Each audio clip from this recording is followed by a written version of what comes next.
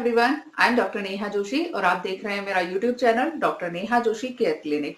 आज मैं आपसे बात करने वाली हूँ नाभि का खिसक जाना। अब ये प्रॉब्लम सुन के शायद दिमाग में आपका कंफ्यूजन हो रहा होगा कि भाई ये कौन सी बीमारी है। चलिए मैं एक्सप्लेन करती हूँ ये है क्या। बहुत सारे लोगों में प्रॉब्लम होती है, आप गांव के तबके में ज्यादातर सुनाई देती है ये चीज कि आपकी नाभि खिसक गई है या फिर जो नाभि की मसल्स है जिसको धरन जाना भी बोलते हैं कि धरन खिसक गया है, नाभि खिसकना बोलते हैं, या फिर पेट में दर्द उठ रहा है। अब इस प्रॉब्लम में होता क्या है, आपके पास जो पेशेंट आएंगे या जो लोग होते हैं वो कंप्लेन करते हैं कि नाभि खिसक गई है। अब मॉडर्न में इस चीज का कोई एक्सप्लेनेशन नहीं है, पर ये भारत में होने वाली एक कॉमन जन सामान्य समस्या है जो होती है और जिसके लिए लोग झोला छाप डॉक्टर्स के पास में और जो गांव में पीर बाबा, फलाने बाबा, ढिमका बाबा और जो कुछ भी होते हैं झाड़ फूक करने वाले, उनके पास बहुत जाते हैं।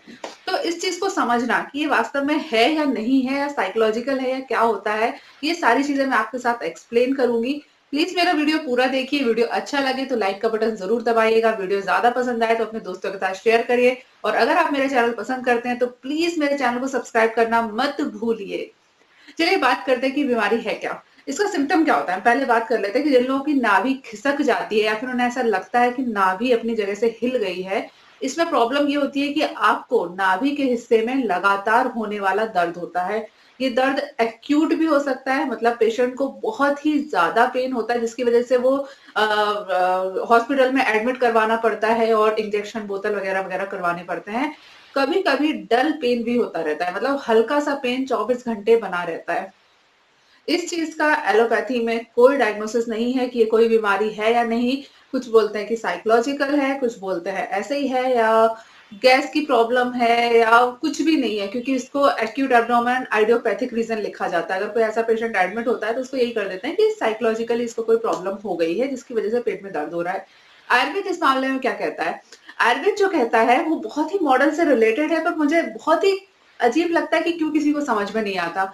जो एब्डोमेन की मसल्स होती है जिसको रेक्टस एब्डोमिनस कहा जाता है, जिसमें आप एब्स बनाते हैं, जो लोग एक्सरसाइज करते हैं उनके वो एब्स दिखते हैं ना, जैसे शाहरुख खान वगैरह ने दर्द डिस्को वाले में दिखाए थे अपने जो 8 एब्स बनते हैं, वो एब्स बनते हैं रेक्टस एब्डोमिनस मसल्स के कारण। अब ये जो मसल्स है ये दोनों साइड से जुड़ती है। मतलब जब हम पैदा होते हैं या बच्चे माँ के पेट में रहते हैं तो हमारे पीठ की तरफ से बनना चालू होती है और ऐसे आगे आकर जुड़ जाती है, और यहाँ पर जहां पर वो जुड़ी है यहाँ पे सूचर होते हैं छोटे छोटे, जो नेचुरल सूचर है, मतलब दोनों चमड़ियां यहाँ पर जुड़ गई हैं। इस मसल्स में किसी भी कारण से आने वाला सडन कॉन्ट्रैक्शन, सडन स्पाज्म, धरण का जाना या नाभि का पेन करना बोलते हैं, ये एक तरीके का मसल स्पाज्म है। आपकी मसल्स कमजोर हो जाती है और किसी भी कारण से उसमें सडन कॉन्ट्रैक्शन आता है जिसकी वजह से आपको दर्द होता है। चूंकि ये मसल्स में है तो अगर आप अल्ट्रासाउंड कराएंगे तो ये नॉर्मल आएगा, आप एक्सरे कराएंगे तो नॉर्मल आएगा, ब्लड टेस्ट कराएंगे तो भी नॉर्मल आएगा। चूंकि ये सारी चीजें नॉर्मल आती हैं इसलिए एलोपैथी के लोग इसको डायग्नोज नहीं कर पाते कि प्रॉब्लम क्या है। आयुर्वेद में नाभि को बहुत ही इंपॉर्टेंट चीज बोला गया है क्योंकि नाभि आपको अपनी माँ के साथ जोड़ती है। आयुर्वेद में जो मर्म बताए गए हैं, मर्म मतलब ऐसे पॉइंट जहां पर आघात लगने से, जहां पर चोट लगने से आपको काफी ज्यादा तकलीफ होती है, उनमें से एक है नाभि। नाभि इंपॉर्टेंट चीज है क्योंकि ये आपके एब्डोमेन के जितने भी वाइटल ऑर्गन हैं इनको प्रोटेक्शन करने का काम करती है। या नाभि से मतलब, और आयुर्वेद में बोला गया है ये 4 अंगुल की होती है, मतलब ये दोनों साइड 4-4 अंगुल के नाभि का हिस्सा होता है। तो इतना अगर हम इसको माने तो ये मसल्स ही होती है। यहाँ की जो रेक्टस एब्डोमिनल मसल्स है इसमें आने वाला स्पाज्म ही आयुर्वेद के हिसाब से या एलोपैथी के हिसाब से या फिर आप लोगों की जानकारी के लिए बता दूं कि ये ही चीज है जो नाभि का जाना या धरण का खिसकना बोलते हैं। और इसको सेट करना बहुत ही आसान काम है, आपको किसी पीर बाबा के पास जाने की जरूरत नहीं है। अगर आपको मसल्स में स्पाज्म आ जाता है तो आप नारियल का तेल लीजिए, इसे हथेली में लगाइए, पूरी हथेली में, और उसके बाद आपको अपने नाभि के हिस्से के चारों तरफ इसकी मसाज करनी है। मसाज हमेशा राउंड शेप में की जाती है, मतलब गोल घुमाते हुए, और हमेशा हथेली से करनी है, उंगलियों से नहीं करनी। जैसे ही आप मसल्स में इस तरीके से मसाज करते हैं मसल्स में रिलैक्स हो जाती है, रिलैक्स होने के साथ साथ में दर्द खत्म हो जाता है। लेकिन ये चीज और समझ ली कि स्पाज्म आया क्यों।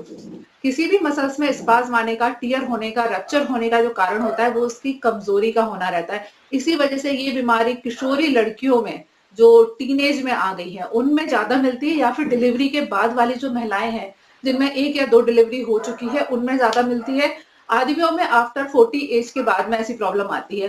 कारण इसका यही है कि समय के साथ में धीरे धीरे मसल्स कमजोर हो जाती है, और अगर आप एक्सरसाइज नहीं करते हैं रेगुलरली, आपकी डाइट टाइम पे नहीं है और खास तौर पे एक्सरसाइज नहीं है, तो फिर ये मसल्स आपकी धीरे धीरे कमजोर होने लगती है।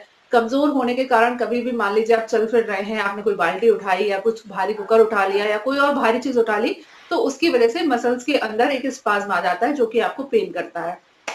अब ये प्रॉब्लम मैंने आपको सारी चीजें बता दी, और ये भी चीज आपको बताई है कि सबसे ज्यादा इसके पास झोला छाप के पास जाते हैं, क्योंकि एलोपैथी में समझ में नहीं आता। कोई हर डॉक्टर इसको साइकोलॉजिकल कह देता है। इवन आयुर्वेद के डॉक्टर भी जिनको ज्यादा नॉलेज नहीं है मर्म विज्ञान की, वो अक्सर बोल देते हैं कि ये बस साइकोलॉजिकल बीमारी है, कुछ नहीं। पेन का इंजेक्शन लगा देते हैं, पेशेंट को बताते नहीं है, ठीक करने का तरीका नहीं बताते। तो अगर आपको ऐसी प्रॉब्लम है या किसी को भी आपने देखा है कि जिसको एक्यूट एब्डोमेन हो जाता है बार बार और उसका कोई डायग्नोसिस नहीं बन पाता, तो प्लीज आप उनको ये वीडियो जरूर शेयर करिएगा। उनको पता चलेगा कि क्या कमजोरी आ रही है। रेगुलर एक्सरसाइज करेंगे और डाइट टाइम पर लेंगे। एक्सरसाइज खासतौर से पेट के हिस्से की एक्सरसाइज होनी चाहिए, यानी कि पेट को आपको पीछे की तरफ घुमाना है, अपना शरीर आगे घुमाना है, और अलग तरीके की जो एक्सरसाइज होती है जो एब्डोमेन के लिए करते हैं, वो सारी एक्सरसाइज आपको करनी पड़ेगी, तो आपको ये प्रॉब्लम नहीं होगी।